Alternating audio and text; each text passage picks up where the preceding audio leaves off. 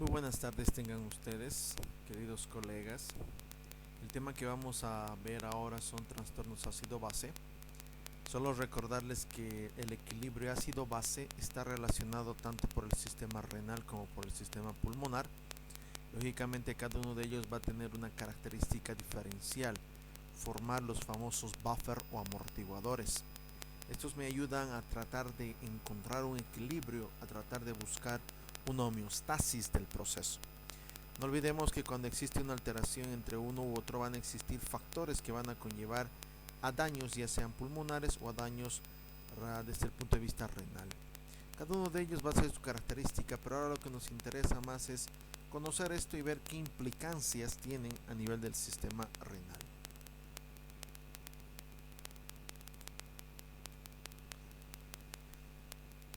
Entre la parte de lo que es el trastorno del equilibrio ácido-base tenemos que tener algunos conceptos muy importantes. Primero, ¿qué es un ácido? Es una sustancia capaz de donar hidrogeniones. Básicamente va a tener componentes hidrogeniones muchos, que cuando tenga un equilibrio voy a tener la opción de perderlos, como se dice, o donarlos para buscar un equilibrio. Básicamente la base es una sustancia capaz de aceptar un hidrogenión, o sea, la base se va a sentir ausencia de hidrogeniones, lo cual el hidrogenión va a venir a cubrir una necesidad y a tratar de buscar el mismo equilibrio. El amortiguador, como les decía, o los buffer, son sustancias capaces de unirse de forma reversible a los iones, propiamente de característica hidrogeniona.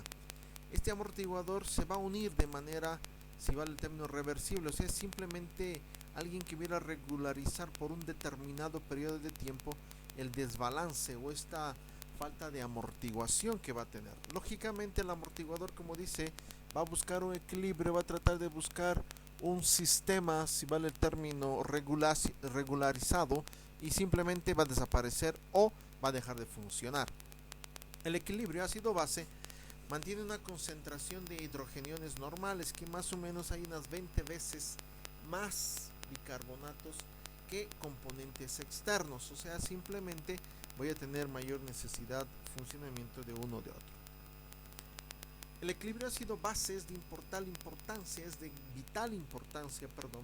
¿Por qué? Porque de una manera u otra regulariza el medio pH de la sangre. No olvidemos que la sangre tiene un pH estable, que cuando se rompe ese pH la sangre puede llegar a tener una lisis, cuando se rompe el pH de la orina puede tener una disfunción renal. En otras palabras, incluso las neuronas tienen un pH específico que cuando llega a romperse ese pH voy a tener alteraciones desde el punto de vista mentales. Significa, lógicamente, que este equilibrio, como les decía, es para buscar una homeostasis o buscar un equilibrio, en otras palabras, es de diferente magnitud. Ya existiendo una pequeña variación entre lo que son propiamente las características celulares, las funciones químicas, el paciente va a empezar a tener alguna alteración sintomatológica, que eso me puede conllevar a tener alteraciones desde el punto de vista general, desde el punto de vista sistémico e incluso funcional. Entre los que son los equilibrios, como les decía, como les comentaba, tengo la parte pulmonar y la parte renal. Básicamente la parte pulmonar lo que va a hacer es concentrar el CO2 en la sangre, dándome que es una presión de CO2, que es un indicativo de una disfunción. Y la parte metabólica o renal va a eliminar los hidrogeniones y va a reabsorber bicarbonato, dándome el equilibrio de bicarbonato. Entonces elimina hidrogeniones, ya que es un ácido, y quien lo capta, recordemos, una base. El equilibrio, propiamente, tenemos que nosotros recordar un poco de la bioquímica. ¿Qué dice la bioquímica? Que un pH de 7 es un pH neutro, que lógicamente nosotros tenemos una variabilidad del pH dependiendo de los metabolismos, dependiendo de las funciones, dependiendo lógicamente a la parte interna del medio interno, si vale el término, que este pH oscila entre 7.35 a 7.45. Todo lo que está por arriba es una alcalosis y todo lo que está por abajo es una acidosis. Lógicamente este factor diferencial nosotros lo vamos a ver. La orina tiene un determinado pH, el ácido clorhídrico tiene un determinado pH, la sangre tiene un pH, o sea, todo tratamos de buscar un equilibrio entre lo que decía acá, la presión de CO2 y el bicarbonato, uno dado por la parte pulmonar y el otro dado por la parte propiamente de origen renal. Cuando existen alteraciones en el trastorno, tengo que encontrar el pH. Hemos dicho que todo lo que está por abajo es una acidosis y todo lo que está por arriba es básicamente una alcalosis. Entonces es por eso que un pH bajo yo tengo que pensar en acidosis metabólica o acidosis respiratoria, y un pH alto tengo que pensar en una alcalosis metabólica o una alcalosis respiratoria. Nosotros vemos que existe, además del pH, hemos visto que tengo la parte de la parte renal que va a donar, si vale el término, hidrogeniones, y la parte pulmonar que es lo que concentra el CO2. Entonces esos dos parámetros a mí me van a orientar a ver si es una acidosis metabólica o si es una acidosis respiratoria, o viceversa, si es una alcalosis metabólica o es una alcalosis respiratoria. Esos dos parámetros me orientan. ¿En qué sentido? En el caso, nosotros sabemos que una acidosis es un pH bajo, pero para darle el nombre de acidosis metabólica, ¿qué estoy teniendo? Metabolismo es riñones. Riñones hemos dicho que dona. Al donar estuviera con un factor ácido, ¿verdad? Pero al ser metabólico estoy perdiendo porque el riñón no está funcionando. Entonces de esa manera empieza a disminuir la concentración de bicarbonato. ¿Y qué tiene que pasar con un buffer? El buffer, el CO2, ¿qué va a hacer? Va a empezar a disminuir como un factor de ¿qué? De compensar. No olvidemos que siempre, si uno está abajo, el otro está arriba. Pero cuando nosotros encontramos un factor primario, voy a encontrar, si vale el término, un factor de regularización, de compensación, que en este caso el P, la presión de CO2 es la que regulariza. Y EB son básicamente el exceso de bases. Que el exceso de bases, ¿qué era bases? Retener, robar, coger hidrogeniones, que en este caso está disminuido. En cambio, una acidosis respiratoria también voy a tener un pH bajo, pero en este caso al tener acidosis voy a tener una presión de CO2 alta. El CO2 recoge, la presión de CO2 va a recoger CO2, o sea, no voy a tener buen intercambio de oxígeno. Pero, ¿qué tengo que hacer? Tengo que empezar la parte de la acidosis, y los hidrogeniones van a estar marcados en lo que es el bicarbonato, y necesito un exceso de base. Necesito bases para robar hidrogeniones y tratar de buscar, si vale el término, un equilibrio. En este caso el exceso de bases va a estar aumentado con mucha lógica. La alcalosis metabólica, como dice su nombre, es un aumento del pH en la alcalosis. Entonces, ¿cómo yo puedo decir una alcalosis metabólica? Los hidrogeniones van a estar altas. ¿Por qué? Porque es un aumento propiamente del pH. La presión de CO2 también va a estar alta como un factor de compensación. Y al tener mucho mucho bicarbonato, voy a tener exceso de hidrogeniones. Este exceso de hidrogeniones, ¿qué me va a hacer? Me va a aumentar lo que es el exceso de bases, tratando de robar esos hidrogeniones que estoy generando para disminuir lo que es el CO2 y lógicamente bajar la presión de CO2 también. En cambio, una alcalosis respiratoria, igual voy a tener un pH alto, porque lógicamente es una alcalosis, pero acá ya voy a tener lo contrario, una presión de CO2 baja. Al tener una presión de CO2 baja, la parte del bicarbonato va a estar bajo, entonces no va a haber hidrogeniones libres en exceso. Si no tengo hidrogeniones libres en exceso, lo que pasa es de que la parte del exceso de bases va a estar disminuido. No olvidemos que la base roba hidrogeniones, que el bicarbonato tiene exceso de hidrogeniones y que el CO2 concentra propiamente la parte de lo que es a nivel respiratorio. Entre lo que son los trastornos tenemos que ver la parte de la acidosis respiratoria. No olvidemos acá que la acidosis respiratoria dice un pH bajo, aumento de CO2, aumento de bicarbonato. Entonces lo mismo, tengo una presión de CO2 mayor, si vale el término 45, un aumento de lo que es el componente hidrogenión o bicarbonato alto y un pH bajo. Entonces la caída del pH en la sangre producida por una ventilación inadecuada, por eso está con una acidosis, va a presentar cantidades excesivas de CO2. ¿Por qué? Porque no estoy teniendo el intercambio de oxígeno con CO2. Estoy con una dificultad. Entonces mi cuerpo empieza a generar CO2 como cuerpo basura. No olvidemos que el CO2 es basura, entonces no estoy generando oxígeno, y al no generar empiezo a tener al exceso, si vale el término, de CO2 en la sangre, ¿ya? Que eso va a dar lugar a una elevación plasmática del CO2 y por tanto del componente, si vale el término, del bicarbonato, como veíamos nosotros acá, el exceso de bicarbonato.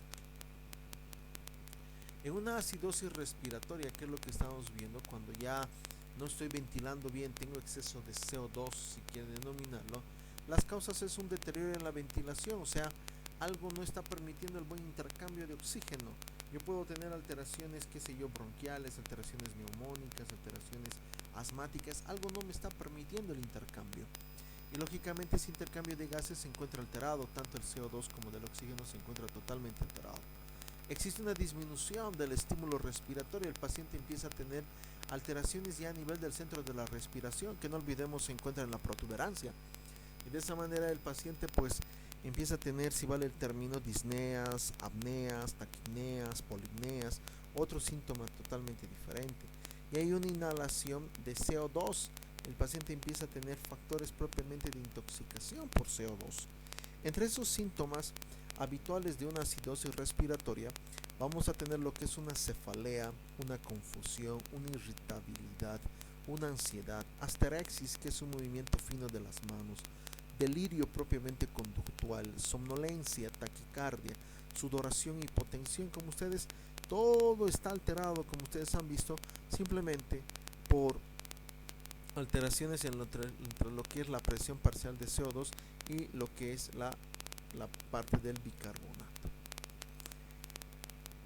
La alcalosis respiratoria es lo contrario, ¿no? Baja la presión de CO2 a menos de 35 menos de mercurio, baja lo que son los niveles de bicarbonato y lógicamente el pH ya llega a subir. Esta es una elevación del pH sanguíneo debido a la pérdida de oxígeno. O sea, hay una pérdida de oxígeno en este sentido. Es de que este tipo de características donde yo tengo que pensar en una alcalosis respiratoria se va a deber a un aumento del estímulo respiratorio, por ejemplo en un evento vasculocerebral, un paciente que ha tenido un EVC isquémico, un EVC hemorrágico, pero es más común encontrar en los hemorrágicos por el factor de la descompresión que tiene a nivel de ese sistema, que lógicamente eso va a conllevar a otro tipo de alteración en este sentido. Igual una hemorragia subaracnoidea en pacientes politrauma, en pacientes que han sido agredidos físicamente o en otro tipo de causal, incluso un paciente que está cursando o ha tenido un aneurisma o se ha reventado la parte neurismática del cerebro. O sea, son diferentes causalidades que tenemos que ir identificando, pero en la mayoría de los casos la alcalosis respiratoria se da por patología propiamente cerebral. También existen algunos fármacos y tóxicos que pueden conllevar ese tipo de alteración, sobre todo los tóxicos como van a ser los insecticidas, que hoy en día está muy de moda el gramoxone, que es un insecticida muy fuerte, que lamentablemente se usa mucho en la parte sobre todo del chapare, y algunos fármacos, sobre todo estos fármacos que pueden conllevar a tener alteraciones a nivel de la respiración, como una benzodiazepina o algún otro tipo hipnótico en general. La hipoxia, como vivir en altitudes elevadas, como les digo, no hay oxígeno, está llenando de CO2, no hay buen intercambio, un factor referencial, y lógicamente el CO2 pues conlleva una alteración en ese sentido.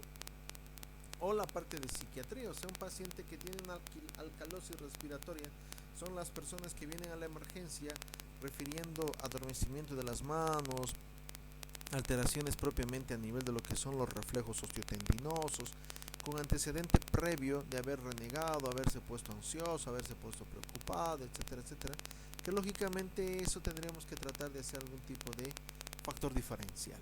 Entre los síntomas habituales de estos son una taquipnea, parestesias, como les decía, calambres, espasmos musculares que pueden conllevar incluso a darme a pensar que podría estar siendo un tipo de convulsión o un efecto tónico-clónico. Trastornos del equilibrio ácido-base desde el punto de vista de la acidosis metabólica. Aquí no olvidemos que en la acidosis metabólica ya voy a tener yo un pH bajo, voy a tener un bicarbonato bajo. Pero aquí al tener un bicarbonato bajo también voy a tener alteración en lo que es la presión de CO2. Pero al tener la alteración de CO2, si vale el término, ¿qué voy a tener? Voy a tener exceso de bases. ¿Qué hacía la base? Roba los hidrogeniones.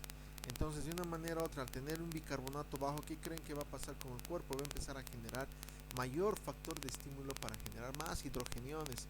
Y esos más hidrogeniones me puede alterar más el sistema, más la alteración, más compromiso sistémico, y a la larga, ¿qué va a suceder? Muerte. Entonces ahí se activan los excesos de bases. ¿Qué haces bases? Robar. Quiero tener hidrogenión. Y de esa manera, lógicamente, la caída del pH sanguíneo por aumento en la producción de ácidos no volátiles, como por ejemplo el ácido láctico, el ácido graso, los cuerpos cetónicos o la pérdida de bicarbonato por la sangre. O sea, un paciente que por ejemplo voy a denominarlo una cetoacidosis diabética, donde en la cetoacidosis diabética el paciente tiene disminución de bicarbonato, va a tener exceso de bases y por eso se llama acidosis metabólica. Que estoy teniendo una pérdida de bicarbonato, lógicamente, y eso es por los cuerpos, por los ácidos lácticos, ácidos grasos, paciente diabético que no come, paciente diabético que genera mucho cuerpo cetónico en el sistema, conlleva ese tipo de alteración o factor. Como les decía, la causa más común de una acidosis metabólica con una disminución del bicarbonato, una presencia o una ya factor regularizador como son los excesos de base con un pH bajo, es la cetoacidosis diabética, que es una carga ácida endógena. Posteriormente también puede haber lógicamente una predisposición a esto en los pacientes que tienen diarrea, pacientes que están cursando con más de 15 deposiciones al día, donde voy a tener también alteraciones en este sentido. Aquí ya aparecen las famosas respiraciones de Kussmaul, ¿verdad? Sobre todo no para diferenciar la parte de lo que es la diabetes ni para la diarrea, pero la Kussmaul aparece como un factor de compensación. Y en la diabetes yo pensaré un fedor tipo manzana, como dice la literatura, pero básicamente tengo que hacer diagnósticos diferenciales. Acá aparece la primera patología renal, donde hay un deterioro de la secreción de ácido en los túbulos renales, o sea, una acidosis tubular renal, donde lógicamente la acidosis tubular renal me va a conllevar este tipo de factor, me va a conllevar este tipo de alteración, una acidosis metabólica, o en su caso una carga exógena de ácido, ingestión de metanol. No olvidemos que el metanol es análogo del etanol. A veces las personas que beben mucho, que beben más de 3 días, 5 días a la semana, lógicamente ustedes van a ver que llegan con la denominación de una neuropatía postalcohólica, donde el paciente siente que las manos se están adormeciendo, donde sienten que básicamente están teniendo como calambres, que no están pudiendo respirar, etcétera. Es lógicamente por la parte bioquímica que tenemos entre el metanol y el etanol, que conllevaría una acidosis metabólica, lógico, no de una característica muy preocupante ni para pensar en muerte ni nada, pero que alteraría su sistema y su medio interno. Entre los síntomas generales de un paciente que tiene una acidosis metabólica, tengo los síntomas respiratorios, los circulatorios, los metabólicos, los centrales, que aquí ya voy a tener la parte de Kussmaul, voy a tener alteraciones propiamente en la presión, alteraciones en la temperatura, alteraciones en los cuerpos cetónicos, alteraciones a nivel renal, y los centrales puedo llegar a tener la inconsciencia o la somnolencia. Como acá les decía, las manifestaciones de la respiración, tengo la respiración de Kussmaul, que es la más característica, la taquipnea, la hipocapnia, una disminución en la afinidad de lo que es la hemoglobina por el CO2. A nivel circulatorio, una vasodilatación arteriolar, una vasoconstricción venular, una depresión miocárdica, donde el paciente llega a tener una bradicardia. Incluso si nosotros no corregimos propiamente la parte del bicarbonato, puede llegar a tener un infarto agudo de miocardio, y aumento de la resistencia de catecolaminas. O sea, a estos pacientes no le puedo yo administrar como primera línea una adrenalina, una dopamina, una dobutamina, una noradrenalina, etcétera, etcétera, porque no va a tener la parte de lo que es su necesidad. ¿Qué quiere decir? Yo le voy a poder administrar a bastante concentración, a bastantes gamas, pero no voy a poder compensarlo al paciente, porque ya aumentó la resistencia. Entonces yo tengo que tratar de regularizar primero el medio interno para después usar lo que son las catecolaminas como un factor coadyuvante. A nivel metabólico, aumento del catabolismo muscular, la dismineralización ósea, la hiperpotasemia, la hipercalciuria, la hiperfosfaturia, la la hipermagnisuria, la natriuresis. Nosotros hemos visto clases precedentes qué síntomas tiene una hiperpotasemia. Lógicamente, como dice su nombre, el potasio va a estar arriba de 5. Ya sabemos que para bajar eso yo tengo que darle dextrosa. Por eso en un paciente que tiene una cetoacidosis diabética, el tratamiento primario es darle insulina y asociado una dextrosa en paralelo. Hipercalciuria, hiperfosfaturia, que son características que yo tengo que ir viendo paulatinamente, identificándolo. A nivel central, como han visto, estupor y coma. El paciente va a estar en un estado propiamente coma, y está el famoso denominativo coma diabético, por así denominar. La alcalosis metabólica, pues lo contrario, exceso de, si vale el bicarbonato más de 24. Ya aquí hay exceso de bases, pero si ustedes ven en la anterior era un exceso de bases menos 2, ahora sacó un exceso de bases más 2. Entonces de una manera u otra tengo mucho bicarbonato que ya mi parte de lo que son mis buffers o mis regularizadores ya no pueden coger más bicarbonato porque tengo mucho bicarbonato y no lo puedo coger. O sea, ya se han saturado, ya se han llenado. Como dice, la elevación del pH sanguíneo por pérdidas de ácido no volátiles, como el ácido láctico, ácidos grasos, cuerpos cetónicos como en la precedente, pero donde hay una acumulación excesiva de bicarbonato. En la otra era una eliminación excesiva de bicarbonato. ¿Qué causas? ¿Cómo puedo yo pensar o cuándo debo pensar en una alcalosis metabólica? Lógicamente, cuando hay una pérdida del jugo gástrico en pacientes que vomitan, en el otro en los pacientes que tienen diarrea. Lógico, una cosa es diarrea, otra cosa es vómitos. O sea, este paciente que tiene intolerancia oral, ya sea porque está con una neoplasia a nivel de lo que es el estómago, o en su caso algún tipo de una neoplasia a nivel de vesícula, o una gastritis crónica, tal vez maltratada. O sea, son varias las causas. Lógicamente los vómitos, el paciente tendría que tener vómitos a cada instante, ¿no?, que lo ocasionaría este tipo de factores. La ingestión excesiva de bases, que el paciente consuma bases desde un punto de vista farmacológico o médico, y lógicamente el exceso de aldosterona. No olvidemos que la aldosterona está secretada por la glándula suprarrenal, que lo que hace el exceso de aldosterona va a tener su efecto a nivel de la hormona antidiurética, y que hace, retiene sodio. Entonces también tengo que ver esa característica. Entre los síntomas tengo a los síntomas neurológicos, musculares, cardíacos y renales. Entre la parte del sistema neuromuscular voy a tener calambres, debilidad y tetania. La tetania hay que diferenciarla de lo que es una asterexis, solo que la tetania, el movimiento es más asincrónico de los miembros superiores o inferiores. Además puedo tener estupor, apnea, y que voy a desencadenar crisis epilépticas por el proceso propiamente tetánico. No olvidemos que la calmodulina, que se encuentra a nivel del músculo, puede tener ese efecto de manera idiosincrática. La hipoxia tisular por una hiperproducción de lactato, ahí voy a tener un factor de compensación. A nivel cardiológico, insuficiencia cardíaca, anginas de pecho, sobre todo a un principio las anginas estables para posteriormente manifestarse como angina inestable, que a la larga ocasiona una arritmia cardíaca. Y las renales, como es una hiperfosfaturia o una hipofosfatemia. Si ustedes ven tanto ya en estos factores, propiamente ya se manifiesta la parte desde el punto de vista renal.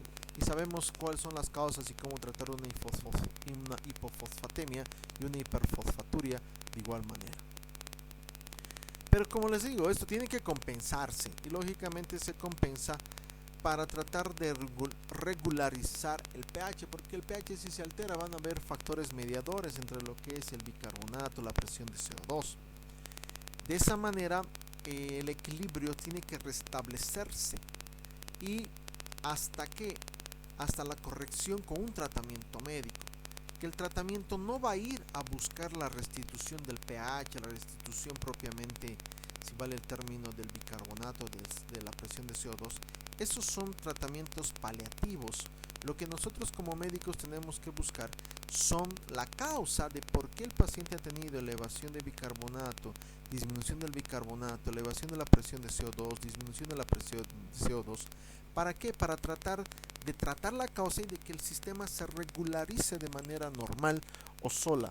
Pero a veces es complicado, y nosotros a veces no podemos, porque si ustedes ven son muchas las patologías y tengo que hacer siempre pruebas de laboratorio, pruebas de imagen o de gabinete. Entonces primero se trata siempre tratando de regularizar la presión de CO2, bicarbonato, pero no es un tratamiento definitivo, es un tratamiento paliativo. En la acidosis y alcalosis van a existir alteraciones de la presión efectivamente con factores de compensación, como les he dicho, los famosos factores de compensación en ese sentido, la parte respiratoria y a la larga la parte de lo que son los riñones por los hidrogeniones y el bicarbonato. Como ven, la parte de la compensación respiratoria quiere decir que una hipoventilación va a elevar la parte de la presión de CO2 y una hiperventilación va a disminuir la parte de CO2. De esa manera, semiológicamente yo puedo también ver si un paciente está con una hipoventilación, o sea, una hipopnea, puedo tener una elevación del CO2 y eso ya estoy compensando, si vale el término, al bicarbonato, de igual manera en la hiperventilación. Y de una manera u otra, esto tiene que buscar un equilibrio. La compensación respiratoria se va a dar por lo que son la acidosis metabólica, donde la disminución del pH estimula la respiración y disminuye la presión de CO2, o una alcalosis metabólica donde la elevación del pH deprime la respiración y aumenta la presión de CO2. Como les comentaba en esta presentación, la compensación propiamente respiratoria por una hipoventilación o una hiperventilación. Desde el punto de vista renal, la compensación propiamente se va a dar lugar también en la parte de los túbulos, donde ya va a haber un déficit primario, que va a haber una alteración en el cambio de la ventilación alveolar. Lógicamente la compensación renal va a eliminar los hidrogeniones por la orina, esa es su forma de compensar, porque no olvidemos que cuando tengo un exceso de hidrogeniones, ya tengo que eliminar lógicamente por la parte de lo que es la orina. Y de esa manera va a haber una reabsorción como otro factor del bicarbonato. O sea, cuando yo tengo un proceso básico voy a reabsorber, y cuando tengo un proceso ácido lo voy a tratar de eliminar, para tratar de buscar lógicamente un equilibrio en el pH. La compensación, como ven, se da en una acidosis respiratoria, aumento de la secreción de hidrogeniones con aumento de la generación y reabsorción de bicarbonato, y una alcalosis respiratoria, disminución de la secreción de hidrogeniones con una disminución de la reabsorción de bicarbonato, que es la patología propiamente de compensación desde el punto de vista renal. Aquí tenemos nosotros un cuadro que no es difícil de entender, pero que lo vamos a tratar de explicar de una manera más puntual. Aquí yo tengo la parte de lo que es el pH normal. Estamos agarrando un pH de 7.4. No olviden que el pH normal es de 7.35 a 7.45. Por eso agarra todo este parámetro referencial. Entonces vamos a ver que cuando estoy pensando en una alcalosis metabólica voy a tener alteraciones en el pH y alteraciones en el bicarbonato a nivel de la sangre. Ustedes ven, el bicarbonato sube y lógicamente el pH también está elevado. Pero lo contrario, si tengo una acidosis metabólica voy a tener una disminución en el pH, pero también el bicarbonato va a bajar. En cambio, cuando tengo un problema a nivel respiratorio voy a tener una alteración en el pH, pero mi bicarbonato va a estar entre casi levemente aumentado. O sea, si ustedes ven, acá tengo una relación entre lo que es el pH versus el bicarbonato con las posibles enfermedades que pueden conllevarme a uno u otro. Y en la parte superior tengo la parte de lo que es los hidrogeniones en la sangre. Ustedes ven la cantidad de hidrogeniones que voy a tener. Lógicamente, ya les digo, si tengo mucho hidrogenión, tiene que activarse mis bases para tratar de robarme, o sea, los amortiguadores, que de esa manera sería un factor diferencial entre uno u otro.